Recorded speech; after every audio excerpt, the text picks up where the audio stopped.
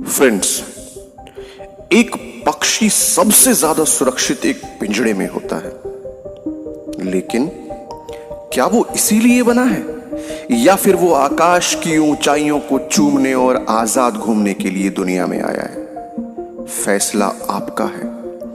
आप पिंजड़े का पंछी बनना चाहते हैं या खुले आकाश का? जहां तक दुनिया के सफल लोगों का सवाल है, वे रिस्क लेते हैं।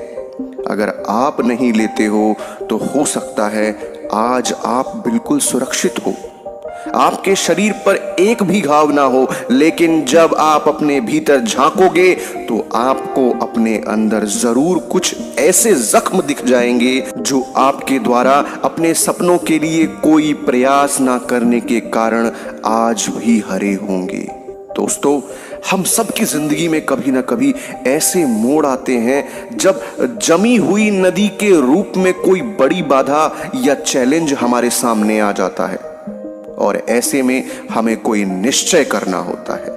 तब क्या हम खतरा उठाने का निश्चय लेते हैं और तमाम मुश्किलों, डर और असफलता के भय के बावजूद नदी को पार कर जाते हैं, या हम सेफ रहने के लिए वहीं खड़े रह जाते हैं जहां हम सालों से खड़े थे?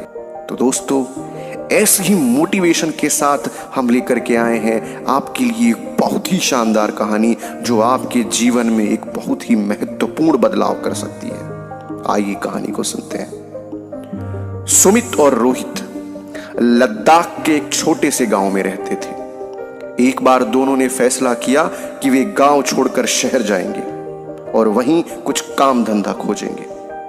अगली सुबह वे अपना अपना सामान बांधकर निकल पड़े। चलते चलते उनके रास्ते में एक नदी पड़ी। ठंड अधिक होने के कारण नदी का पानी जम चुका था। जमी हुई नदी पे चलना आसान नहीं था। पांव फिसलने पर गहरी चोट लग सकती थी। इसीलिए दोनों इधर उधर देखने लगे कि शायद नदी पार करने के लिए कहीं कोई पुल है, पर बहुत खोजने पर भी उन्हें कोई पुल नजर नहीं आया। अब रोहित बोला, हमारी तो किस्मत ही खराब है, चलो वापस चलते हैं, अब गर्मियों में शहर के लिए निकलेंगे। नहीं, सुमित बोला, नदी पार करने के बाद शहर थोड़ी ही दूर पर है और हम अभी शहर जाएंगे। और ऐसा कहकर वो धीरे धीरे आगे बढ़ने लगा। अरे ये क्या कर रहे हो? पागल हो गए हो क्या? तुम गिर जाओगे, रोहित चिल्लाते हुए बोल ही रहा था कि सुमित पैर फिसलने के कारण गिर पड़ा। कहा था ना मत जाओ, रोहित झल्लाते हुए बोला। सुमित ने कोई जवाब नहीं दिया और उठकर फिर से आगे बढ़ने लगा। 1, 2, 3, 4 और 5वें कदम पर वो फिर से गिर पड़ा।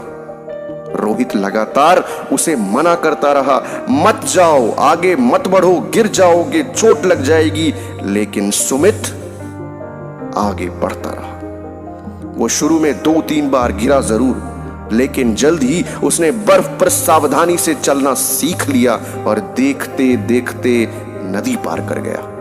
दूसरी तरफ पहुंचकर सुमित बोला, देखा, मैंने नदी पार कर ली और अब तुम्हारी बारी है। नहीं नहीं नहीं, मैं यहीं पर सुरक्षित हूं। लेकिन तुमने तो शहर जाने का निश्चय किया था। मैं ये नहीं कर सकता।